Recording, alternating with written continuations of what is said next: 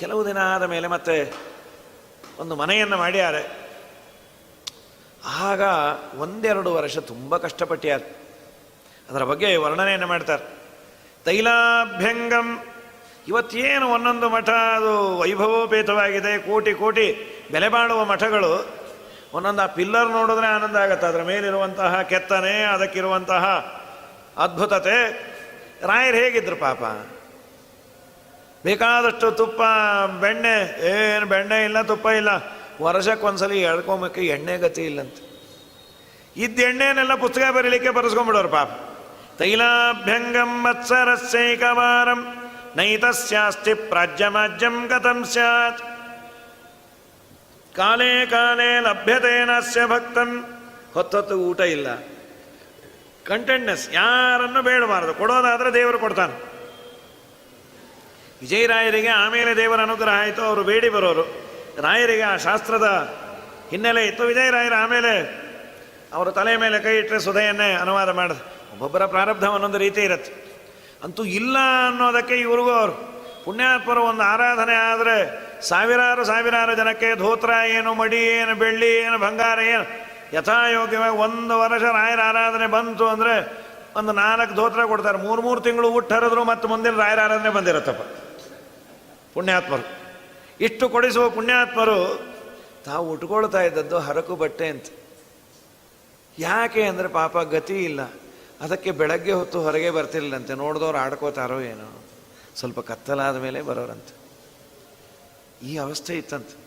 ಜೀರ್ಣ ಮಲಿನ ವಸ್ತ್ರ ಕಾಣದ ಮನುಜಗೆ ಪೂರ್ಣ ವಿಚಿತ್ರ ಸುವಸನ ವರ್ಣಗಳಿಂದ ಬಾಬೋದೇನೋ ಸಂಪೂರ್ಣ ಗುಣಾರ್ಣವ ದೇವಾ ನಿನ್ನ ಬಲುಮೆಯಿಂದ ನಿಖಿಳ ಜನರು ಬಂದು ಮನ್ನಿಸುವರು ಮಹಾರಾಯ. ರಾಘವೇಂದ್ರ ವಿಜಯಕಾರ ಅಂತಾರೆ, ತಮಿಳುನಾಡಿನಲ್ಲಿ ದೀಪಾವಳಿ ಅಂದರೆ ವಸ್ತ್ರ ತಗೊಳ್ಳೇಬೇಕಂಥದ್ದು. ಯಾವುದೋ ಅವರಿಗೆ ಏನು ಸಾಧ್ಯವೋ ಅದು. ಪುಣ್ಯಾತ್ಮರು ಇವರು ತಗೊಳ್ಳಿಕ್ಕೆ ಆಗ್ತಾನೇ ಇರಲಿಲ್ಲಂತ. ಅಲ್ಲ, ಯಾವುದಾದ್ರೂ ಸಣ್ಣ ಪುಟ್ಟ ಮೌಲ್ಯದ್ದು ಹಣಗತಿ ಇಲ್ಲ, ಯಾರ ಹತ್ರ ಬೇಡಬಾರ್ದು, ಕೊಟ್ಟರೆ ದೇವರು ಕೊಡಬೇಕು, ಹೀಗಿದ್ರು ಅಂತ. ಸರಿ, ಯಾಕೆ ಇವರು ಬೇಡೋದು ಬೇಡ, ಯಾರಿಗಾದ್ರೂ ಗೊತ್ತಾಗೋದು ಬೇಡ ಅಂದರೆ ಯೋಗ್ಯರು ಈ ಥರ ಇದ್ದಾರೆ, ಅವ್ರಿಗೇನಾದರೂ ಕೊಡಬೇಕು ಅಂತ. ಇವರು ಗೊತ್ತಾಗ್ಲಿಕ್ಕೆ ಬಿಡಲಿಲ್ಲಂತ. ಏನು ಗೊತ್ತಾಗದೆ ಬಿಡೋದು ಅಂದರೆ, ಇವರು ಯಾವಾಗಾದರೂ ಮನೆಯಿಂದ ಆಚೆ ಬರುವ ಸಂದರ್ಭ ಬಂದರೆ ಬೆಳಗ್ಗೆ 10-11 ಒಂದು ವೇಳೆ ಮನೆಯಿಂದ ಬರಬೇಕಾದರೆ ಅಂಗಾರಕ್ಕೆ ಹಚ್ಕೊಂಬಂದ್ಬಿಡೋರು. ಎಲ್ಲರೂ ಅನ್ಕೊಂಬರು, ಏನು ಪುಣ್ಯಾತ್ಮರಪ್ಪ ಇವ್ರ ಹೆಂಡತಿ 9 ಗಂಟೆಗೆ ಅಡುಗೆ ಮಾಡಾಕ್ಬಿಡ್ತಾರೆ ವೈನವಾಗೆ. 9 ದಿವಸ ಆಗಿರೋದು ಅನ್ನ ತಿಂದು ಪಾಪ.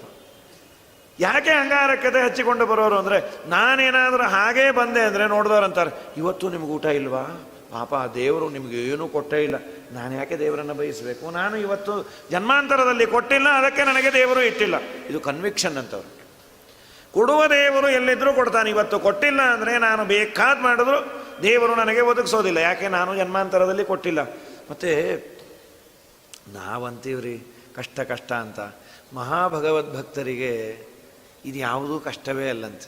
ಅವರು ಕೇಳಿ ಪಡೆದಿರ್ತಾರಂತೆ. ಆಚಾರ್ಯರು ಭಾಗವತ ತಾತ್ಪರ್ಯದಲ್ಲಿ ಮಾತನಾಡ್ತಾರೆ. ಸುಧೀಂದ್ರ ಸ್ವಾಮಿಗಳು ಏಕಾಸ್ಕಂದ ಭಾಗವತದಲ್ಲಿ ಇದೇ ವ್ಯಾಖ್ಯಾನವನ್ನು ಮಾಡ್ಯಾರ. ಹೆಬ್ಬಾವಿನಿಂದ ಒಂದು ಪಾಠವನ್ನು ಕಲಿತೆ ಅಂತ ಒಂದು ಹೇಳ್ತಾರೆ. ಏನು ಹೆಬ್ಬಾವಿನಿಂದ ಕಲಿಯುವ ಪಾಠ ಏನು? ಅದು ಆಹಾರಕ್ಕಾಗಿ ಪ್ರಯತ್ನ ಮಾಡೋದಿಲ್ಲ. ಸಿಕ್ಕರೆ ಒಂದು ಎಮ್ಮೆಯನ್ನು ಏನೋ ತಿಂದು ಮಲಗಿಬಿಡತ್ತಂತೆ 2 ತಿಂಗಳು. 2 ತಿಂಗಳು ಅನ್ನ ಆಹಾರ ಇಲ್ಲದೆ ಇರತ್ತೆ ಅಂತ. ತಕ್ಷಣ ಸುಧೀಂದ್ರ ಸ್ವಾಮಿಗಳಂದರು, ನೀವು ಇದನ್ನು ನಮಗೆ ಮಾಡಿಕೊಳ್ರಿ ಅಮೆಂಡ್ಮೆಂಟ್ ಅಂದರೆ ಸಾಧ್ಯ ಇದೆಯಾ? ಆಹಾರ ಇಲ್ಲದೆ ಸತ್ತೋಗಲ್ವಾ ಅಶಕ್ತನಾಗಿ? ಅದಕ್ಕೆ ಅವರಂದರು, ಸಾಮಾನ್ಯರದು ಬೇರೆ, ಜ್ಞಾನಿಗಳಿಗೆ ಊಟದ ಕಾಳಜಿ ಕಮ್ಮಿ ಅಂತ. ಅವ್ರಿಗೆ ಆ ಜ್ಞಾನದ ದಾಹ, ಜ್ಞಾನದಲ್ಲೇ ಮುಳುಗಿರೋರಿಗೆ ಹೊಟ್ಟೆ ಬಗ್ಗೆ ಚಿಂತೆ ಕಮ್ಮಿ. ಅವ್ರಿಗೆ ಜ್ಞಾನ ಅನ್ನೋದು ಅಂಥ ತಾಕತ್ತನ್ನು ತಂದು ಕೊಟ್ಟಿರತ್ತಂತೆ. ಕಂಪ್ಯಾರಿಟಿವ್ ಸ್ಟಡಿ ಬೇಕಾದ್ರೆ ಮಾಡಿ ನೋಡ್ಬೋದು. ಹೊಟ್ಟೆ ಬಗ್ಗೆನೇ ಕಾಳಜಿ ಇದ್ದವ್ರಿಗೆ ಅದು ತಿಂದೆ ಇದು ತಿಂದೆ ಇದು ತಿಂದೆ ಅದು ತಿಂದೆ ಅದು ಚೆನ್ನಾಗಿತ್ತು ಇದು ಚೆನ್ನಾಗಿತ್ತು. ಈ ಪಾಠ ಪ್ರವಚನದಲ್ಲೇ ಆಸಕ್ತರು. ಅದು ಏನೋ ಒಂದು ತಿಂದ್ರೆ ಆಯ್ತು ಮಾರ ಬೇಗ ಪಾಠಕ್ಕೆ ಬಾ ಅಂತಾರದು. ಅದೇ ಈ ಪಾಠ ಊಟ ಎರಡು ಆಪ್ಟ್ ಮಾಡ್ಕೊಳ್ಳೋದು. ನಾವು ಊಟವನ್ನೇ ಪಾಠವನ್ನಾಗಿ ಆಪ್ಟ್ ಮಾಡ್ಕೊಂಡ್ಬಿಡ್ತೀವಿ.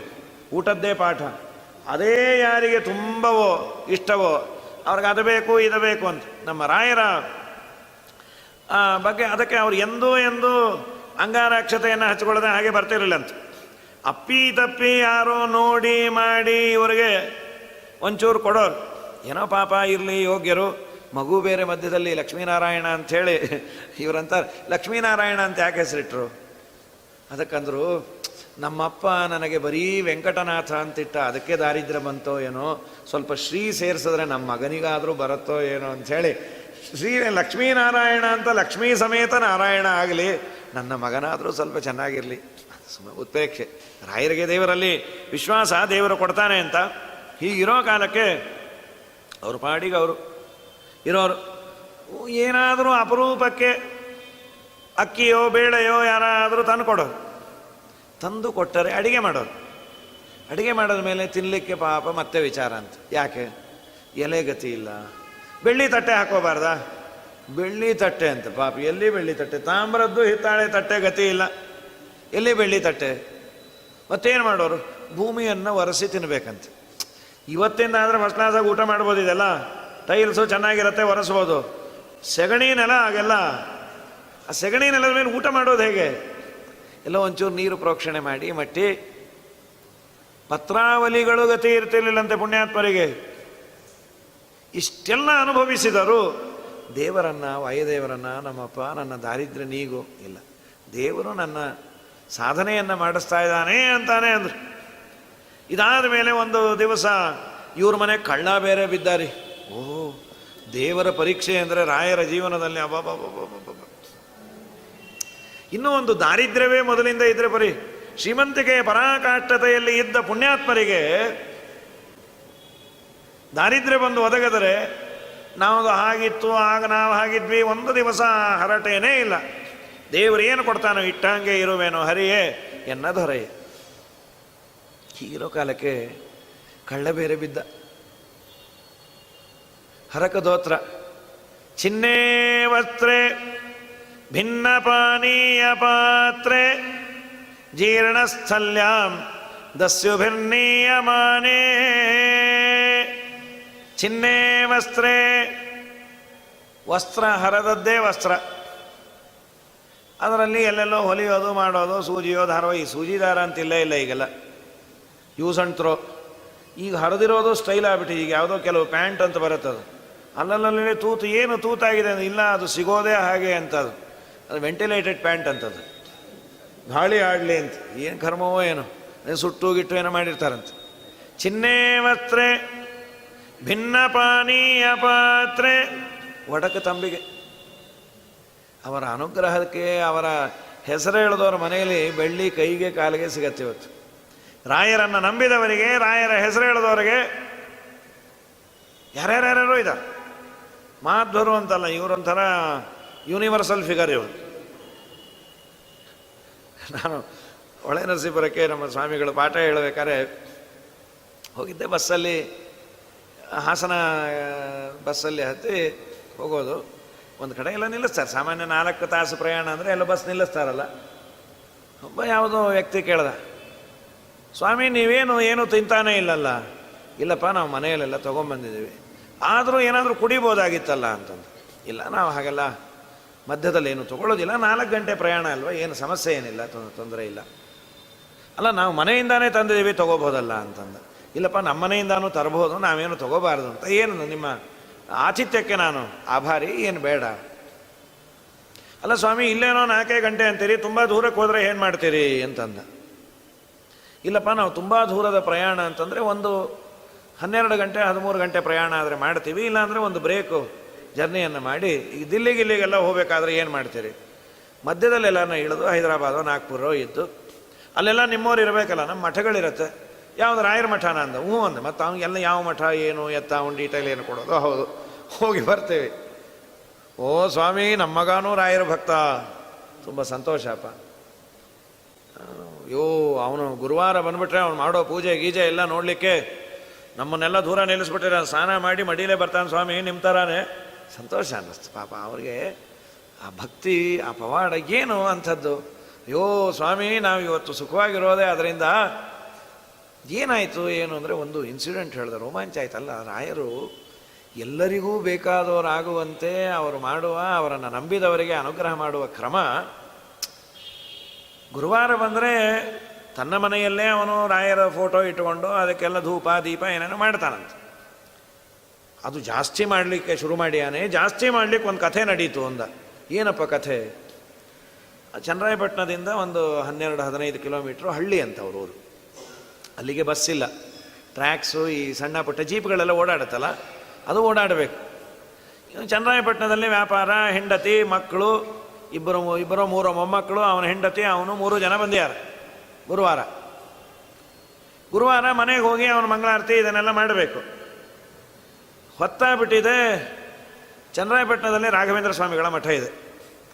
ಇಲ್ಲೇ ಬಂದಿದ್ದೀವಲ್ಲ ನೋಡ್ಕೊಂಡು ಹೊಟ್ಟೋಗೋಣ, ಆದರೆ ಮನೇಲಿ ಮಾಡೋದು ಬರೀ ಒಂದು ಮಂಗಳಾರತಿ ನೈವೇದ್ಯ ಏನೋ ಮಾಡೋಣ ಅಂತ ಅಂದ್ಕೊಂಡಂತೆ. ಸರಿ, ಆ ಹೆಂಡತಿ ಅಂದು ಅಲ್ಲ ನಮಗೆ ಆಮೇಲೆ ವ್ಯಾನ್ ಸಿಗಬೇಕಲ್ಲ, ಯಾವುದೋ ಒಂದು ಸಿಗತ್ತೆ ಹೋಗೋಣ ಅಂತ ಹತ್ತಿದವರು ಆ ಟ್ರ್ಯಾಕ್ಸನ್ನು ಇಳಿದ್ರಂತೆ. ಇಳಿದು ಎಲ್ಲ ನೋಡಿಕೊಂಡು ಮನೆಗೆ ಬಂದರು. ಮನೆಯವರು ಅಂದ್ರೆ ಯಾಕೆ ಲೇಟ್ ಆಯಿತು? ಗುರುಗಳ ದರ್ಶನ ಮಾಡ್ಕೊಂಬಂದ್ವಿ. ಆಯಿತು, ಅಷ್ಟು ಲೇಟ್ ಮಾಡಲೇಬೇಡ್ರಿ, ಯಾಕೆ ಹೀಗೆ? ಸ್ವಾಮಿ ನಮ್ಮ ಪುಣ್ಯ ಸ್ವಾಮಿ, ಆ ವ್ಯಾನ್ ಹತ್ತದೇ ಇದ್ದಿದ್ದು. ಯಾಕಪ್ಪ ಏನು? 12 ಜನ ಹತ್ತಿದ್ರೆ 12 ಜನ ಸತ್ತೋದ್ರು ಸ್ವಾಮಿ ಆಕ್ಸಿಡೆಂಟಾಗಿ.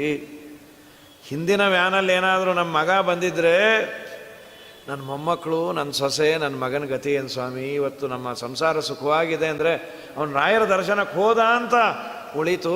ನಾಂದೆ ಅವನು ರಾಯರಲ್ಲಿ ಭಕ್ತಿ ಮಾಡಿದರೆ ಅವನು ಹತ್ತಿದ್ರೆ ಆಕ್ಸಿಡೆಂಟೇ ಆಗ್ತಿರ್ಲಿಲ್ಲಪ್ಪ, ಅಥವಾ ಆಕ್ಸಿಡೆಂಟ್ ಆಗಿದ್ದಕ್ಕೆ ರಾಯರು ಇಳಿಸೋದ್ರು, ಅಪಮೃತ್ಯು ಇತ್ತು ಆ ಗಾಡಿಯಲ್ಲಿ. ಇದು ಅವನು ಬ್ರಾಹ್ಮಣ ಅಲ್ಲ, ಬ್ರಾಹ್ಮಣೇ ಥರ. ಅವನಿಗೆ ರಾಯರು ಗೀರು ಗೊತ್ತಿಲ್ಲ, ಆಮೇಲೆ ಗೊತ್ತಾಯ್ತಂತೆ. ಅದಕ್ಕೆ ಅಲ್ಲಿ ಚನ್ನರಾಯಪಟ್ಟಣದ ಮಠಕ್ಕೆ ಆರಾಧನೆ ಅಂದರೆ ಬೇಕಾದಷ್ಟು ಕೊಡ್ತಾನೆ ಸ್ವಾಮಿ, ಚೆನ್ನಾಗಿ ಇಟ್ಟವನೇ ನಮ್ಮನ್ನು ದೇವರು, ಆ ಗುರುಗಳೇ ನಮಗೆ ರಾಯರೇ ದೇವರು ಸ್ವಾಮಿ. ಆಯ್ತಪ್ಪ, ರಾಯರಲ್ಲಿ ಭಕ್ತಿ ಮಾಡ್ತಾಯಿದ್ದೀವಿ, ಸಂತೋಷ. ನಾವು ಅಲ್ಲೇ ಹೋಗಿ ಇಳ್ಕೊಳ್ತೀವಿ, ನಮಗೆ ಅವರು ಅನುಕೂಲ ಮಾಡಿ ಕೊಡ್ತಾರೆ, ಆಮೇಲೆ ಮುಂದೆ ಹೋಗ್ತೀವಿ ಅಂತ. ಯಾರ್ಯಾರಿಗೂ ಅದು ರಾಯರು ಆಗ ಇದ್ದಾಗ ಮಾಡಿದ್ರು, ವೆಂಕಣ್ಣನಿಗೆ ಮಾಡಿದ್ರು, ಅವರ ನಾಮಸ್ಮರಣೆಯನ್ನು ಮಾಡಿದ್ದಕ್ಕೆ ಅವನಿಗೆ ಮಾತು ಬಂತಲ್ಲ.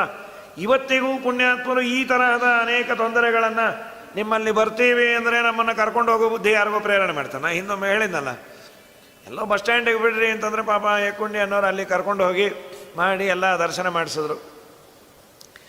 ಪ್ರಾಮಾಣಿಕವಾಗಿ ರಾಯರಲ್ಲಿ ಭಕ್ತಿಯನ್ನು ಮಾಡ್ತೀವಿ ಅಂದರೆ ಅವಶ್ಯವಾಗಿ ನಿನಗೇನು ಬೇಕೋ ಆ ತರಹದ ವ್ಯವಸ್ಥೆಯನ್ನು ಅವರು ಮಾಡಿಕೊಡ್ತಾರೆ. ನಂಬಿ ಕೆಟ್ಟವರಿಲ್ಲವೋ ಈ ಗುರುಗಳ ಪಾದ. ಇಷ್ಟು ಮಾಡುವ ಪುಣ್ಯಾತ್ಮರು ಮನೆಗೆ ಕಳ್ಳ ಬಿದ್ದ, ಹರದ ಧೋತ್ರ, ಒಡಕು ತಂಬಿಗೆ, ಈ ಅವಸ್ಥೆ, ಏನೂ ಚಿಂತೆ ಇಲ್ಲ. ಆದರೆ ಬೆಳಗ್ಗೆ ಎದ್ದು ನೋಡ್ತಾರೆ ಧೋತ್ರ ಎಲ್ಲಿ ಸ್ನಾನಕ್ಕೆ ಅಂದರೆ ಅದು ಹೊಟ್ಟೋಗಿತ್ತು. ಕೇಳಿದ್ರೆ ಹೆಂಡತಿನ ಏನಾಯ್ತು, ಅದನ್ನ ಏನಾದರೂ ಸಾರಸಾ ಬಟ್ಟೆ ಮಾಡಿದ್ಯಾ? ಇಲ್ರಿ, ಇರೋದೇ ಅದೊಂದು, ಇನ್ನೇನು ಸಾರಸಾ ಬಟ್ಟೆ ಮಾಡಲಿ. ನೋಡ್ತಾರೆ ಕಳ್ಳ ಬಿದ್ದಾನೆ. ತಂಬಿಗೆ ಇಲ್ಲ, ಇದೆಲ್ಲ ಪಾಪ ತಂಬಿಗೆ ತುಂಬ ತೂತೆ ಅಂತ. ಬೇಗ ಊಟ ಮಾಡಲಿಲ್ಲ ಅಂದ್ರೆ ಬುಡಕ್ಕೆ ನೀರು ಬರೋದು. ಈ ಅವಸ್ಥೆಯಲ್ಲಿದ್ದು ಚಿನ್ನೇ ವಸ್ತ್ರೇ ಭಿನ್ನ ಪಾನೀಯ ಪಾತ್ರೆ ಜೀರ್ಣಸ್ಥಲ್ಯಾಂ ದಸ್ಯುಭಿನ್ನೀಯಮಾನೆ. ಮನೆಯಲ್ಲಿ ಎಲ್ಲೋ ಒಂದು ಮೂಲೆಯಲ್ಲಿ ಕೂತರು, ಏನೋ ಆಲೋಚನೆ ಮಾಡಿದ್ರು. ಏನು ನಿನ್ನ ಲೀಲೆ ಸ್ವಾಮಿ? ನನಗೆ ಆಶ್ಚರ್ಯ ಅಂದರೆ ನಮ್ಮನೆ ಕಳ್ಳ ಬಂದಲ್ಲ, ಅದೇ ಆಶ್ಚರ್ಯ. ಬಂದ ಕಳ್ಳ ಬೆಳ್ಳಿಯೋ ಬಂಗಾರವೋ ಏನೋ ತೊಗೊಂಡು ಹೋಗ್ತಾನೆ. ಈ ಬೆಳ್ಳಿ ಒಡಕ ತಮ್ಮಗೆ ಹರಕೋ ಧೋತ್ರ ತೊಗೊಂಡು ಹೋದ. ಏನೋ ಪಾಪ ಕಣ್ಣಲ್ಲಿ 1-2 ಬಿಂದು ನೀರು ಬಂದಿದೆ. ಹೆಂಡತಿ ಕೇಳಿದ್ರಂತೆ, ಸ್ವಾಮಿ ದೇವರು ನಮ್ಮನ್ನೇ ಪರೀಕ್ಷೆ ಮಾಡ್ತಾ ಏನೇನು ಬೇಜಾರಾಯ್ತಾ? ಇಲ್ಲ ಸರಸ್ವತಿ, ಇವತ್ತು ನನಗೆ ದೇವರು ತುಂಬ ಅನುಗ್ರಹ ಮಾಡ್ದ. ಏನು ಸ್ವಾಮಿ ಅನುಗ್ರಹ? ನಾನು ದರಿದ್ರ ಅನ್ಕೋತಾ ಇದ್ನೋ ಏನೋ, ಇಲ್ಲೋ ನಿನ್ನಷ್ಟು ಶ್ರೀಮಂತ ಯಾರಿಲ್ಲ ಅಂತ ದೇವ್ರು ಹೇಳ. ಏನು ಸ್ವಾಮಿ ಶ್ರೀಮಂತಿಕೆ? ನೋಡು, ನನಗೆ ಆ ಒಡಕ ತಂಬಿಗೆ ಹರಕ ಧೋತ್ರ ಇತ್ತು, ಜೊತೆಗೆ ನೀನಿದ್ದಿ, ನಮ್ಮ ಕೂಸು ಲಕ್ಷ್ಮೀನಾರಾಯಣ ಇದ್ದಾನೆ. ಪಾಪ ಕಳ್ಳನಿಗೆ ಇಷ್ಟು ದಿವಸ ಆ ಒಡಕ ತಂಬಿಗೆ ಹರಕ ಧೋತ್ರನೂ ಇಲ್ಲದೆ ಒದ್ದಾಡ್ತಾ ಇದ್ದ, ಅದಕ್ಕೆ ತೊಗೊಂಡೋದ್ನೋ ಏನೋ. ಅವನಾದರೂ ಚೆನ್ನಾಗಿರಲಿ ಅಂತಂದೆ. ನಮಗೆ ದೇವರು ಇದನ್ನು ಯಾಕೆ ಮಾಡ್ದ ಅಂತಂದರೆ, ಆ ಸಮಯವೂ ಊಟ ತಿಂಡಿ ಮತ್ತು ಹರಟೆ ಇದರಲ್ಲಿ ವಿನಿಯೋಗ ಆಗೋದು ಬೇಡ. ಆಗಲೂ ನಾವೇನಾದರೂ ಮಾಡಬೇಕು. ಅವರಂದರು, ಸ್ವಾಮಿ ನಾನು ಹೆಣ್ಣಲ್ಲ, ನಿಮ್ಮಷ್ಟು ನನಗೆ ಗಟ್ಟಿಯಾದ ಮನಸ್ಸಿಲ್ಲ, ನನಗೆಲ್ಲ ಇದೇನು ಹೊಳೆಯೋದಿಲ್ಲ, ನೀವೀಗೇನು ಮಾಡ್ತೀರಿ? ದೇವರು ನನಗೆ ಸೂಚನೆಯನ್ನು ಮಾಡಿಯಾನೆ, ನಾನೊಂದು ಗ್ರಂಥಕ್ಕೆ ವ್ಯಾಖ್ಯಾನವನ್ನು ಮಾಡ್ತೀನಿ ತಗೊಂಬ. ಏನು ಮೆಂಟಲ್ ಸ್ಟೇಟಸ್ ಇರಬೇಕು ರೀ, ಕಳ್ಳ ವಿದ್ಯಾನೆ, ಇದು ಪದಾರ್ಥ ಹೋಗಿದೆ, 4-5 ದಿವಸ ಉಪವಾಸ, ಅನ್ನ ಇಲ್ಲ, ಆಹಾರ ಇಲ್ಲ, ಯಾವುದು ಬೇಡ ಅಂತ ಕೂಡಬೇಕು. ಆ ಪುಣ್ಯಾತ್ಮರು ಆಗ ಮಾಡಿದಂತಹ ಅದ್ಭುತವಾದ ವ್ಯಾಪಾರ ಅಂದರೆ ನಾರಾಯಣ ಪಂಡಿತರಿಂದ ರಚಿತವಾದ ಆ ಅಣುಮಧ್ವ ವಿಜಯ ಅಂತ 32 ಶ್ಲೋಕದ ಗ್ರಂಥ, ಅದಕ್ಕೆ ವ್ಯಾಖ್ಯಾನವನ್ನು ಬರೆದ್ರಂತೆ ರಾಘವೇಂದ್ರ ಸ್ವಾಮಿಗಳು ಪೂರ್ವಾಶ್ರಮದಲ್ಲಿ. ಯಾವಾಗ? ಇಷ್ಟೆಲ್ಲ ಸಮಸ್ಯೆ ಇದ್ದಾಗ. ಅದ್ಭುತವಾದ ವ್ಯಾಖ್ಯಾನ ಅದು. ಅದನ್ನು ನೋಡಿ ವಾಯುದೇವರಿಗೆ ಇಷ್ಟ ಆನಂದ ಆಗಿದೆ. ಎಲ್ಲ ಕೊಟ್ಟರು ಏನೂ ಇಲ್ಲ, ಇನ್ನೂ ಕೊಟ್ಟಿಲ್ಲ ದೇವರು ಅಂತ ಹೊಡ್ಕೋತಾ ಇರ್ತಾರೆ. ಏನೂ ಕೊಡದೆ ಇದ್ದ ಪದಾರ್ಥವನ್ನು ಕಳ್ಳನಿಗೆ ಪ್ರೇರಣೆ ಮಾಡಿ ಕಳ್ಳತನ ಮಾಡಿಸಿದ್ರು. ಇವನು ನನ್ನನ್ನು ಬಿಡ್ತಾ ಇಲ್ಲ ಅಂದರೆ ಇವನೇ ನಿಜವಾದ ಭಕ್ತ. ಇವನು ಏನೋ ಚೂರು ಪಾರು ಬೆಳ್ಳಿ ಬಂಗಾರ ಇದ್ಯಾವುದೂ ಕೊಡೋದಿಲ್ಲ, ನಾನು ಪೀಠವನ್ನೇ ಕೊಡ್ತೀನಿ ಅಂಥೇಳಿ ಎಳೆದು ತಂದು ಪೀಠದ ಮೇಲೆ ಕೊಡಿಸ್ಬಿಟ್ರು. ವಾಯುದೇವರಿಗೆ ತುಂಬ ಆನಂದ ಆಯ್ತಂತೆ. ಎಷ್ಟು ಅದ್ಭುತವಾದ ವ್ಯಾಖ್ಯಾನ! ವಾಯುದೇವರಿಗೆ ಅಷ್ಟೇ ಅಲ್ಲ, ಭಾರತಿಗೆ ಆನಂದ ಆಯ್ತು. ನನ್ನ ಗಂಡನಿಗೆ ಕಲ್ಯಾಣೋತ್ಸವ ಮಾಡಿಸ್ಯಾರಿ ಪುಣ್ಯಾತ್ಮರು. ನಾವೇನಾದರೂ ಕೊಡಬೇಕು. ನನ್ನ ಗಂಡ ಇವರಿಗೆ ಸನ್ಯಾಸವನ್ನು ಕೊಡಿಸಿದ್ರೆ ನಾನು ಇವರಿಗೆ ನನ್ನ ವಿದ್ಯಾ ಸಾಮ್ರಾಜ್ಯವನ್ನೇ ಕೊಡ್ತೇನೆ ಅಂಥೇಳಿ ಅನ್ನೋದಕ್ಕೆ ರಾಯರು ಆಡಿದ್ದು ಗ್ರಂಥ, ಬರೆದದ್ದು ಶಾಸ್ತ್ರ, ಓಡಾಡಿದ್ದು ತೀರ್ಥಕ್ಷೇತ್ರ. ಇದು ವಾಯುದೇವರು ಭಾರತೀ ದೇವಿಯರು ಮಾಡಿದ ಅನುಗ್ರಹ. ಯಾಕೆಂದರೆ ಸರಸ್ವತಿ ಬಂದು ಸ್ವಪ್ನದಲ್ಲಿ ಹೇಳಿದ ಮೇಲೆ ಇವರು ಸನ್ಯಾಸಿಗಳಾದದ್ದು. ಪೂರ್ವಾಶ್ರಮದಲ್ಲಂತೂ ರಾಘವೇಂದ್ರ ಸ್ವಾಮಿಗಳ ಪೇಷನ್ಸು, ಅದನ್ನು ದೇವರು ಎಷ್ಟು ಹೊರೆ ಹಚ್ಚಿ ಹಚ್ಚಿ ಹಚ್ಚಿ ನೋಡ್ದ. ಇವರು ಸಹನ ಇದೆಯಾ ನೋಡೋಣ ಮಾಡೋಣ. ಮನೆಯಲ್ಲಿ ಅನ್ನ ಇಲ್ಲ, ಆಹಾರ ಇಲ್ಲ, ಪದಾರ್ಥ ಇಲ್ಲ, ಯಾವುದಿಲ್ಲದೆ ಇದ್ರೂ ಕೋಪ ಇಲ್ಲ, ತಾಪ ಇಲ್ಲ, ನಿಶ್ಶಕ್ತಿ ಇಲ್ಲ. ಆ ಕಾಲ ಒಬ್ಬರ ಮನೆಗೆ ಒಬ್ಬರು ಹೋಗೋ ಸಂಪ್ರದಾಯ. ಅಂದರೆ ಹೆಣ್ಣು ಮಕ್ಕಳು ಒಬ್ಬರ ಮನೆ ಕೆಲಸ ಮಾಡಿ ಕೊಡೋಕ್ಕೆ ಹೋಗೋರು. ಮುಖ್ಯವಾದ ಅಂಶ ಅಂದರೆ ಒಬ್ಬರ ಮನೆಗೆ ಒಬ್ಬರು ಹೋಗೋರು. ಒಂದು ದಿವಸ 4-5 ದಿವಸ ಏನು ಅನ್ನ ಇಲ್ಲ, ಆಹಾರ ಇಲ್ಲ, ಏನೋ ನೀರನ್ನು ಕುಡಿತಾ ಇದ್ರಂತೆ. ಸಾಮಾನ್ಯವಾಗಿ ರಾಘವೇಂದ್ರ ಸ್ವಾಮಿಗಳ ಆರಾಧನೆಯಲ್ಲಿ ಗಮನಿಸ್ರಿ, ಅಲಂಕಾರ ಬ್ರಾಹ್ಮಣರಿಗೆ ಎಲೆ ತುಂಬ ಪದಾರ್ಥಗಳನ್ನು ಮಾಡಿಸಿ ಬೇಕಾದ್ದು ಪಂಚಭಕ್ಕ ಪರಮಾನ್ನವನ್ನು ಹಾಕಿದರೂ ಕಡೆಗೆ ಒಂದು ಬಾಳೆಹಣ್ಣು, ಒಂದಿಷ್ಟು ಸಕ್ಕರೆಯನ್ನು ಹಾಕ್ತಾರೆ. ಇಷ್ಟೆಲ್ಲ ಹಾಕಿದಾಗ ಬಾಳೆಹಣ್ಣು ಸಕ್ಕರೆ ಬೇಕಿತ್ತಾ? ಆ ಸುಲದ ಹಣ್ಣನ್ನು ಹಾಕೋದ್ರ ಬದಲು ಕೈಗೆ ಕೊಡಬಾರ್ದಾ ಅಂತ. ಅದು ಬೇಕಾದಷ್ಟು ಬುಟ್ಟಿಯಲ್ಲಿ ಹಣ್ಣು ರಾಶಿಗಟ್ಟಲೆ ಕೊಟ್ಟಿರ್ತಾರೆ. ಈ ಬಾಳೆಹಣ್ಣು ಹಾಕೋದು ಯಾಕೆ ಅಂದರೆ, ತಮಿಳ್ನಾಡಲ್ಲಿದ್ದರು ಬಹಳ ದಿವಸ ಅವರಿಗೆ ಜೀವನಕ್ಕೆ ಆಧಾರ ಆದದ್ದು ಬಾಳೆಹಣ್ಣೆ ಅಂತ. ಏನಿಲ್ಲ ಅಂದರೆ ಒಂದು ಬಾಳೆಹಣ್ಣು ತಿಂದು ಇರೋರಂತೆ ಪುಣ್ಯಾತ್ಮರು. ಬಾಳೆಹಣ್ಣನ್ನು ತಿನ್ನೋದು, ನೀರು ಕುಡಿಯೋದು. ಈ ಬಾಳೆಹಣ್ಣನ್ನು ಅದು ಗೊನೆ ಹಣ್ಣ, ಒಂದೋ ಅರ್ಧವೋ, ಅರ್ಧ ಸಿಕ್ಕರೆ ಅದರಲ್ಲಿ ಅರ್ಧ ಮಾಡಿ ತನ್ನ ಹೆಂಡತಿಗೆ, ಆ ಮಗುವಿಗೆ ಒಂಚೂರು ಕೊಟ್ಟು ತಾ ಒಂದು ಅರ್ಧ ತಿಂದು ಪುಣ್ಯಾತ್ಮರು ಕಾಲವನ್ನು ದೂಡಿದ್ರಂತೆ. ಮುಂದೆ ಯಾರಿಗೋ ಸ್ವಪ್ನದಲ್ಲಿ ಬಂದು ಹೇಳಿದ್ರಂತೆ, ನನ್ನ ಆರಾಧನೆ ಮಾಡಬೇಕಾದ್ರೆ ನನಗೆ ತುಂಬ ದಿನ ಪೂರ್ವಾಶ್ರಮದಲ್ಲಿ ಉಳಿಲಿಕ್ಕೆ ಕೊಟ್ಟ ಹಣ್ಣನ್ನು ಒಂದು ಹಾಕಿಬಿಟ್ರಿ, ನೀವೇನಾದರೂ ಭಕ್ಷ್ಯ ಭೋಜ್ಯ ಮಾಡಿಸ್ರಿ ಅಂತ. ಅದಕ್ಕೆ ಆ ಹಣ್ಣನ್ನು, ಬಾಳೆಹಣ್ಣನ್ನು ಹಾಕುವ ಸಂಪ್ರದಾಯ. ಹೀಗಿರೋ ಕಾಲಕ್ಕೆ ಒಂದು ದಿವಸ ಮಧ್ಯಾಹ್ನ ಒಂದಿಷ್ಟು ಅವಲಕ್ಕಿಯನ್ನು ಕೊಟ್ರಂತೆ ಅವರ ಹೆಂಡತಿ. ಇದು ಎಲ್ಲಿತ್ತು ಇಷ್ಟು ದಿವಸ, ಯಾಕೆ ನೀನು ಕೊಟ್ಟಿಲ್ಲ? ಇಲ್ಲ ಸ್ವಾಮಿ, ಇವತ್ತೇ ಇದು ಸಂಪಾದನೆ ಮಾಡಿದ್ದು. ಅಲ್ಲ, ನೀ ಹೇಗೆ ಸಂಪಾದನೆ ಮಾಡಿದೆ, ಏನು ಎತ್ತ ಅಂದರು. ಇಲ್ಲ, ನಾನು ಇಲ್ಲೇ ಪಕ್ಕದ ಮನೆಗೆ ಹೋಗಿದ್ದೆ, ಅವರ ಮನೆಯಲ್ಲಿ ಇವತ್ತು ಪಿತೃಕಾರ್ಯವೋ ಏನೋ ಇತ್ತಂತೆ, ಬಹಳ ಪಾತ್ರೆ ಎಲ್ಲ ಬಿದ್ದಿತ್ತು. ಆಕೆ ಅಂದರು, ಪಾತ್ರೆ ಎಲ್ಲ ನಾನು ತೊಳಿತೀನಿ, ನಿಮ್ಗೆ ಏನೂ ಅಭ್ಯಂತರ ಇಲ್ಲದೆ ಇದ್ದರೆ ದೇವರ ಪಾತ್ರೆಯನ್ನು ಒಂದು ಚೂರು ತೊಳೆದಿಟ್ಟರೆ ನನಗೆ ಅನುಕೂಲ ಆಗತ್ತೆ. ಆಗಲಿ ಅಂದ್ರೆ, ಅದೇನು ದೊಡ್ಡದು, ದೇವರ ಸೇವೆನೂ ಆಯಿತು ಅಂಥೇಳಿ ದೇವರ ಪಾತ್ರೆಯನ್ನೆಲ್ಲ ತೊಳೆದಿಟ್ಟು ಬಂದರು. ಇಷ್ಟೆಲ್ಲ ಮಾಡಿದ್ದಾರೆ ಅಂತ ಏನಾದರೂ ಕೊಟ್ಟು ಕಳಿಸೋ ಪದ್ಧತಿ ಅದು. ಒಂಚೂರು ಅವಲಕ್ಕಿಯನ್ನು ಕೊಟ್ಟಿದ್ರಂತೆ. ಅದನ್ನು ತಗೊಂಬಂದೆ ಸ್ವಾಮಿ. ಇಲ್ಲ, ಅದನ್ನು ವಾಪಸ್ ಕೊಟ್ಟು ಬಾ ಅಂದ್ರಂತೆ. 4-5 ದಿವಸ ಆಗಿದೆ, ಅನ್ನ ಇಲ್ಲ, ಆಹಾರ ಇಲ್ಲ.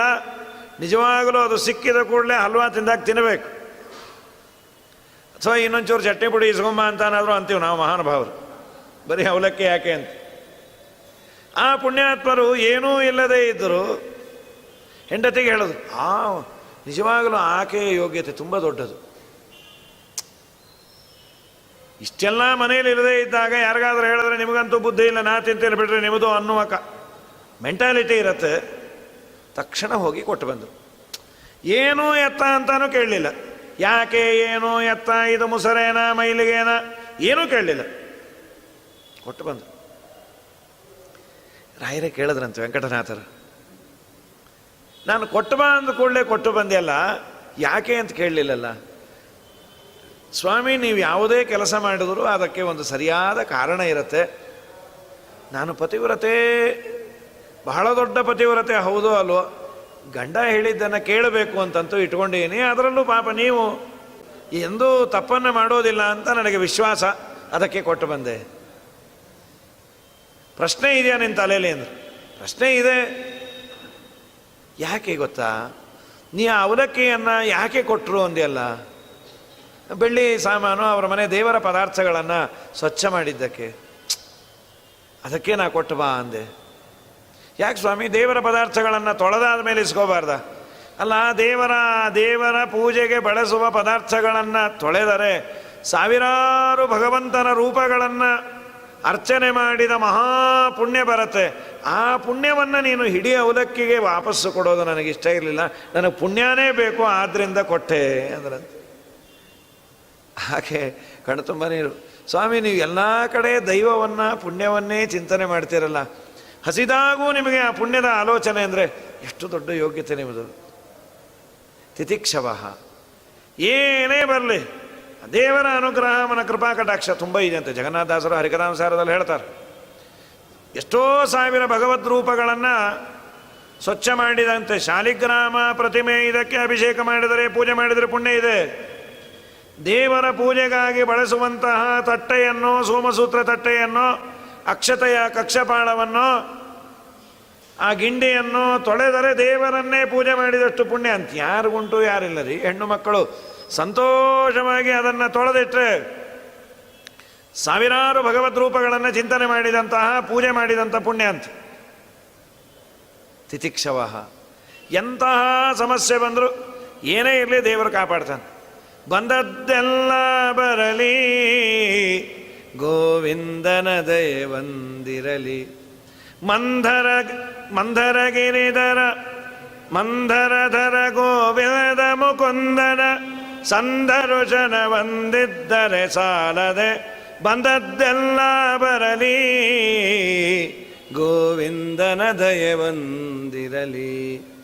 ಅರಗಿನ ಮನೆಯೊಳಗಂದು ಪಾಂಡವರನು ಕೊಲಿಸಬೇಕೆಂದು ದುರುಳ ದುರ್ಯೋಧನ ಇರಲು ಆ ಕ್ಷಣದಿಂದ ಹರಿಕೃಪೆಯಲ್ಲಿ ಅವರಿದ್ದ ಕಾರಣ ಬಂದ ದುರಿತ ಬಯಲಾಯಿತಲ್ಲದೆ. ಬಂದದ್ದೆಲ್ಲ ಬರಲಿ ಗೋವಿಂದನ ದಯವಂದಿರಲಿ. ಬೇಕಾದಾಗಲೇ ಆ ದೇವರ ಕೃಪಾದೃಷ್ಟಿ ಇರಬೇಕು. ಅದು ದೇವರು ಹತ್ತಾರು ಪರೀಕ್ಷೆಯನ್ನು ಮಾಡ್ತಾನೆ. ಎಲ್ಲದರಲ್ಲೂ ಗೆದ್ದರೆ ಆಯಿತು, ವೈರಾಗ್ಯ ಇದೆ ಅಂತಾನೆ. ಪ್ರಾಯ ಆ ಹಂತದಲ್ಲಿ ಬಿದ್ದು ಹೋಗ್ತೀವಿ. ಮನುಷ್ಯನಿಗೆ ಅದು ಲಿಟ್ಮಸ್ ಟೆಸ್ಟ್ ಅಂತಾರಲ್ಲ, ತುಂಬ ಪರೀಕ್ಷೆ ಮಾಡಿದಾಗ ಯಾವ ದೈವ ಬೇಡ, ಯಾವ ಗುರುಗಳು ಬೇಡ, ಸಾಕಾಗಿದೆ ಮಾರಾಯ, ಎಲ್ಲಿ ಬಡತನ ಇದು ಅಂತ. ಆ ಪುಣ್ಯಾತ್ಮರಂದ್ರೆ ಬೇಕಾದ್ದಾಗಲಿ. ಇದು ಬಹಳ ದೊಡ್ಡ ಯೋಗ್ಯತೆ ಇದ್ದವರೆಲ್ಲ ಈ ರೀತಿ ಇದ್ದರು ಅಂತ. ನಮ್ಮ ರಾಯರ ಜೀವನದಲ್ಲಿ ಎಳೆ ಮಗು ಲಕ್ಷ್ಮೀನಾರಾಯಣನಿಗೆ ಹಾಲು ಬೇಕು. ತಾವು ಹೇಗೋ ಇರ್ತಾರೆ, ಬಾಳೆಹಣ್ಣು ನೀರನ್ನು ಕುಡಿಬಹುದು, ಮಗುವಿಗೆ ಹಾಲಂತೂ ಬೇಕು. ಯಾರನ್ನು ಬೇಡಲಿಕ್ಕೆ ಮನಸ್ಸಿಲ್ಲ, ಕೊಟ್ಟರೆ ದೇವರು ಕೊಡ್ತಾನೆ ಅಂತ. ಆ ಚಿನ್ನ ಭಕ್ತಿ. ಯಾವುದೋ ಒಂದು ರೀತಿಯಿಂದ ದೇವರು ಆ ಮಗುವಿಗೆ ಏನೋ ಒಂದು ರೀತಿ ವ್ಯವಸ್ಥೆಯನ್ನು ಮಾಡೋರು. ಲಕ್ಸುರಿ ಅಂತ ಇಲ್ಲೇ ಇಲ್ಲ, ದೇವರು ಕೊಡ್ತಾನೆ. ಆಕೆನೋ ಹಾಗೆ ಇದ್ದು. ಇದು ತಿತಿಕ್ಷವ. ಏನೇ ಬರಲಿ ದೇವರು ಕೊಡೋವರೆಗೂ ಕಾಯ್ತೇನೆ ಅಂತ. ಒಳ್ಳೆ ವೀಣೆ, ಅದು ಪರಂಪರಾಗತವಾಗಿ ಬಂದಿತ್ತಂತೆ ವಿದ್ಯೆ. ಅದು ಒಳ್ಳೆ ವೈಣಿಕರು. ಇವರು ಮನಸ್ಸು ಮಾಡಿದರೆ ರಾಘವೇಂದ್ರ ಸ್ವಾಮಿಗಳು ಈ ಗ್ರಂಥ ಆಗಿಂತ ಅಲ್ಲ, ರಾಜನ ಆಸ್ಥಾನಗಳಲ್ಲಿ ಒಳ್ಳೆ ವೈಣಿಕರಾಗಿ ಸಾವಿರಾರು ರೂಪಾಯಿಯನ್ನು ಸಂಪಾದನೆ ಮಾಡಿ ಕಡಗ ಮೈ ತುಂಬ ಬಂಗಾರವನ್ನು ಹಾಕೋಬೋದಾಗಿತ್ತು. ನಾನು ದೇವರನ್ನು ಬಿಟ್ಟು ಯಾರನ್ನೂ ಬೇಡೋದಿಲ್ಲ, ದೇವರ ಸ್ತೋತ್ರಕ್ಕಾಗಿ ವೀಣೆ ಕಲಿತಿರೋದು ದೇವರ ಪ್ರೀತಿಗಾಗಿ ಅಂತ. ಆದರೂ ಅಲ್ಲಲ್ಲಿ ಅವರು ವೀಣಾವಾದನವನ್ನು ಮಾಡಿ ಅಲ್ಲಲ್ಲಿ ಕೆಲವೊಮ್ಮೆ ಭಗವಂತನ ಪ್ರೀತಿಗಾಗಿ ವೀಣಾನಾದನ ಮಾಡಿದ್ದೆ ವೀಣಾ ವೆಂಕಣ್ಣ ಭಟ್ಟರು ಅಂತ ಬಿರುದು ಬಂದಿತ್ತು ಅವ್ರಿಗೆ. ಅದು ಎಲ್ಲರಿಗೂ ಗೊತ್ತಾಗಿತ್ತಂತೆ.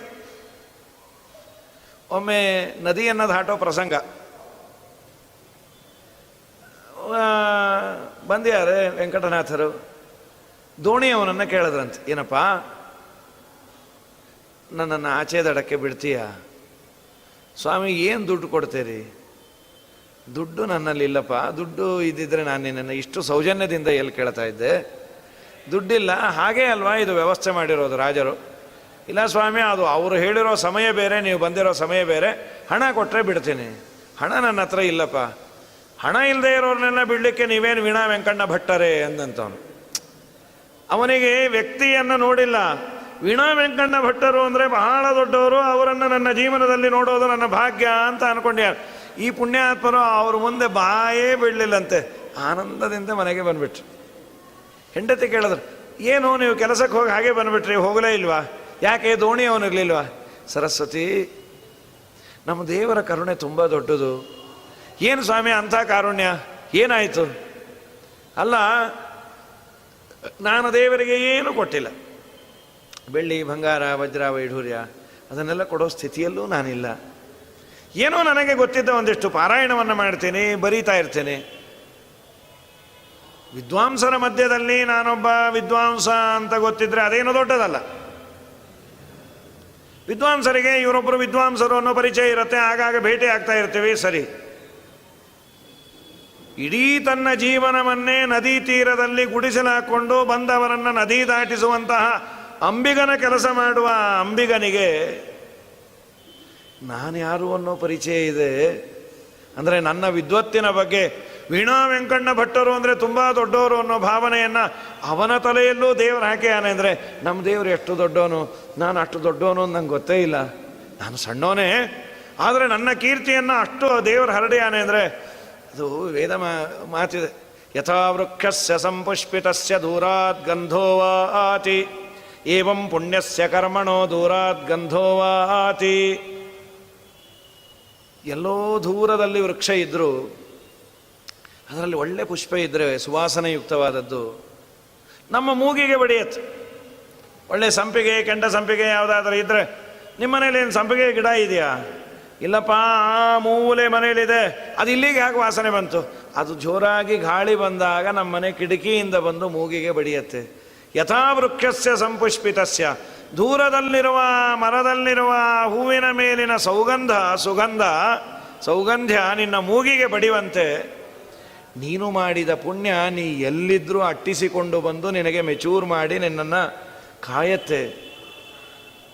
ಇವರ ಕೀರ್ತಿ ಅಷ್ಟು ಹಬ್ಬಿದ್ದಂತೆ. ಆದರೆ ಹೌದು, ಅವನ ಮುಂದೆ ಹೇಳ್ಬೋದಾಗಿತ್ತಲ್ಲ. ಅವನ ಮುಂದೆ ಹೇಳಿದ್ರೆ ನಂಬೇಕಲ್ಲ. ಅವನು ID ಕಾರ್ಡ್ ಕೊಡ್ರಿ, ಇನ್ನೊಂದು ಮತ್ತೊಂದು. ಅವನಿಗೆ ವ್ಯಕ್ತಿ ಗೊತ್ತು, ಭಾಳ ದೊಡ್ಡವರು ಅಂತ.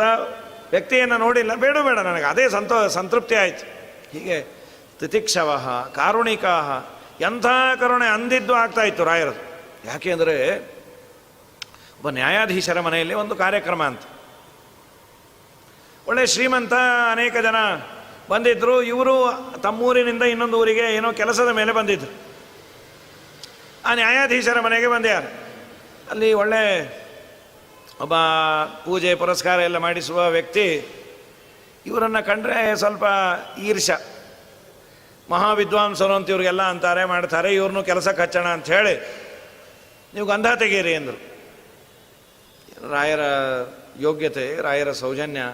ಯಾವ ಪುಣ್ಯಾತ್ಮರು ಗಂಧ ತೆಗೆಯೋದಲ್ಲ, ಯಾವ ಪುಣ್ಯಾತ್ಮನಿಗೆ ಲೇಪಿತವಾದ ಗಂಧವನ್ನು ನಾವು ನಮ್ಮ ಮನೆಯಲ್ಲಿ ತಂದಿಟ್ಕೊಂಡ್ರೆ ನಿಮಗೆ ದಾರಿದ್ರ್ಯದ ಗಂಧವೇ ಹತ್ತೋದಿಲ್ಲ. ಅಂಥ ಪುಣ್ಯಾತ್ಮರು. ನಾನು ಮಹಾವಿದ್ವಾಂಸನ ಗಂಧ ತೆಗೆಯೋದಿಲ್ಲ ಏನಲ್ಲಿಲ್ಲ. ಅವರವರ ವಿದ್ವತ್ತಿಗೆ ಒಂದು ಬೆಲೆ ಇರುತ್ತೆ. ವಿದ್ವಾಂಸರನ್ನು ಹೋಗಿ ಗಂಧ ತೆಗೀರಿ ಅಂದರೆ ಬೇಕಾಗಿಲ್ಲ ಬಿಡ್ರಿ, ನಾವು ಗಂಧ ಹಚ್ಕೊಳ್ಳೋದೇ ಇದ್ರೂ ಪರವಾಗಿಲ್ಲ, ಏನು ತಿಳ್ಕೊಂಡೇ ಇರಿ ನೀವು. ಏನಿಲ್ಲ, ಅದೊಂದು ಭಗವಂತನ ಆರಾಧನೆ. ಗಂಧ ತೆಗೆದ್ರೆ ಅದು ದೇವರಿಗಲ್ವಾ ಲೇಪಿತವಾಗೋದು. ಇಲ್ಲ, ಇಲ್ಲಿ ಯಾವುದಾದ್ರು ಆಚಾರ ಹಚ್ಕೊಳ್ತಾರೆ, ಅದು ಇನ್ನೂ ಒಳ್ಳೆಯದಾಯಿತು. ಎಲ್ಲರ ಅಂತರ್ಯಾಮಿಯಾದ ಭಗವಂತನ ರಥ ಇದು. ಏನು ಅನುಸಂಧಾನ ರೀ ಪುಣ್ಯಾತ್ಮರದು. ಗಂಧವನ್ನು ತೆಗೆದೆಯಾರೆ ಪುಣ್ಯಾತ್ಮರು. ನಮ್ಮ ವಿಜಯರಾಯರು ಗಂಧ ತೆಗೆದಿದ್ದರು, ರಾಯರು ಗಂಧ ತೆಗೆದೆಯಾರೆ. ಆದರೆ ರಾಯರು ಏನು ಮಾಡಿದ್ರು, ವೇದದಲ್ಲಿ ಒಳ್ಳೆ ಅದ್ಭುತವಾದ ಪಾಂಡಿತ್ಯ, ಹರಟೆ ಹೊಡ್ಕೊಂಡು ಏನು ತೆಗೆಯೋದು, ಅಗ್ನಿಮೀಳೆ ಪುರೋಹಿತಂ ಯಜ್ಞಸ್ಯಾದೇವ ಮೃತ್ಯುಜಂ ಅಂಥೇಳಿ ಋಗ್ವೇದದ ಮಂತ್ರ ಅಗ್ನಿ ಸೂಕ್ತವನ್ನು ಹೇಳ್ತಾ ಗಂಧವನ್ನು ತೆಗೆದ್ಯಾರು. ಇಷ್ಟು ಗಂಧ ಎಲ್ಲ ಆಯಿತು, ಇನ್ನೇನು ಊಟ ಕೂಡಬೇಕು, ಎಲ್ಲರಿಗೂ ಗಂಧ ಕೊಟ್ಟ್ಯಾರೆ. ಹಚ್ಕೋ ಮುಖಾರಕ್ಕೆ ಮೆಣಸಿನ ಪುಡಿ ಹಾಕಿದಾಗಿದೆ, ಮೈಯೆಲ್ಲ ಉರಿದೊರೆದು ಬೀಳ್ತಾ ಇದೆ. ಗಂಧ ಅದರ ಸ್ವಭಾವ ಶೈತ್ಯ, ಶೀತವನ್ನು ತಂಪನ್ನು ಮಾಡೋದು. ಅವ್ರಿಗೇನು ಅನ್ನಿಸ್ಬಿಡ್ತು ಹೇಳೋದವ್ರಿಗೆ, ನಾ ತೆಗಿ ಅನ್ನೋ ಕೋಪಕ್ಕೆ ಇವರೇನೋ ಹಾಕಿಬಿಟ್ಯಾರೆ, ಮೆಣಸಿನ ಪುಡಿಯೋ ಅಥವಾ ಇನ್ನೇನೋ. ಯಾರಿದ ಗಂಧ ತೆಗೆದಿದ್ದ? ಮನೆ ಯಜಮಾನ. ಹೇಳಿ ಕೇಳಿ, ಜಡ್ಜು, ನ್ಯಾಯಾಧೀಶರು, ಏನಿದು ಅನ್ಯಾಯ, ಮನೆಗೆ ಬಂದವ್ರಿಗೆ ಈ ಥರ ಮಾಡೋದು, ಯಾರು ಗಂಧ ತೆಗೆದಿದ್ದು? ಅವ್ರನ್ನ ಕೇಳಿದ್ರು, ಮಾಡಿಸೋ ಪುರೋಹಿತರನ್ನು. ಇಲ್ಲ ಸ್ವಾಮಿ, ನಾನೆಲ್ಲ ತೆಗೆದಿದ್ದು, ನಾನು ನಿಮಗೆ ಹೇಳಿದ್ನಲ್ಲ ಗಂಧ ತರಲಿಕ್ಕೆ, ಭಾಳ ಮಂದಿ ಇದ್ದರು ಅಂಥೇಳಿ ನಾನು ವೆಂಕಟನಾಥರಿಗೆ ಹೇಳಿದೆ. ಅವ್ರು ನೋಡ್ತಾರೆ, ವೆಂಕಟನಾಥರು ಮಹಾವಿದ್ವಾಂಸರು ಅಂತ ಆತನಿಗೆ ಗೊತ್ತು. ಯಾವುದೇ ಕ್ಷೇತ್ರ ಇರಲಿ, ವಿದ್ಯೆಯ ಬಗ್ಗೆ ವಿದ್ಯೆ ಓದಿದವರಿಗೆ ಗೌರವ ಹೆಚ್ಚಿರತ್ತೆ. ವಿದ್ವಾನೇವ ವಿಜಾನಾತಿ ವಿದ್ವಜ್ಜನ ಪರಿಶ್ರಮ. ಅಯ್ಯೋ ವೆಂಕಟನಾಥರೇ, ಎಂಥ ಕೆಲಸ ಆಯಿತು, ನೀವ್ಯಾಕೆ ಗಂಧ ತೆಗೆದ್ರಿ? ಅಯ್ಯೋ ಏನು ತಪ್ಪಾಯಿತು ಸ್ವಾಮಿ, ಗಂಧ ತೆಗಿಬಾರ್ದ ನಾನು, ದೇವರ ಸೇವೆ, ಬ್ರಾಹ್ಮಣರ ಸೇವೆ ಅಂತ. ಮೊದಲು ಇವರನ್ನು ಹಿಡ್ಕೊಂಡು, ಏನು ನೀವು ಗಂಧ ಅವ್ರ ಕೈಲಿ ಯಾಕೆ ತೆಗೆಸಿದ್ರಿ? ಏನೋ ಆಯ್ತು ಸ್ವಾಮಿ, ಆಯಿತು ಹೋಯ್ತು. ಅವ್ರನ್ನ ಕೇಳಿದ್ರು, ಸ್ವಾಮಿ ಎಲ್ಲರ ಮೈ ಉರಿತಾ ಇದೆ, ಯಾಕೆ, ಏನಾಗ್ತಾ ಇದೆ, ಏನು ಗೊತ್ತಿಲ್ಲ, ಅದರಲ್ಲಿ ಏನಾದರೂ ಬಿದ್ದಿತ್ತ? ಏನಿಲ್ಲ, ಗಂಧವನ್ನೇ ನಾ ತೆಗೆದಿರೋದು. ವಿಚಾರ ಮಾಡಿದ್ರು. ರಾಯರಿಗೆ ತಕ್ಷಣ ಹೊಳೀತು, ಓ ನಾನು ಅಗ್ನಿ ಸೂಕ್ತ ಹೇಳಿದ್ದೆ, ಆ ಗಂಧದ ಪಾತ್ರೆ ತೊಗೊಂಬನ್ರಿ ಅಂದರು. ಪಾತ್ರೆ ಮೇಲೆ ಕೈ ಇಟ್ಟು ವರ್ಣ ಸೂಕ್ತವನ್ನು ಹೇಳಿದ್ರೆ ಎಲ್ಲರಿಗೂ ತಂಪಾಗಿ ಆನಂದ ಆಯಿತು. ಈ ಪುಣ್ಯಾತ್ಮರು ಪಾತ್ರೆ ಮೇಲೆ ಕೈ ಇಟ್ಟರೆ ಹಚ್ಕೊಂಡವರು ಗಾತ್ರ ಎಲ್ಲ, ಗಾತ್ರ ಅಂದರೆ ದೇಹ, ಅವ್ರಿಗೆಲ್ಲ ತಣ್ಣಗಾಯ್ತು. ತವ ಸಂಕೀರ್ತನಂ ವೇದ ಶಾಸ್ತ್ರಾರ್ಥ ಜ್ಞಾನ ಸಿದ್ಧಯೇ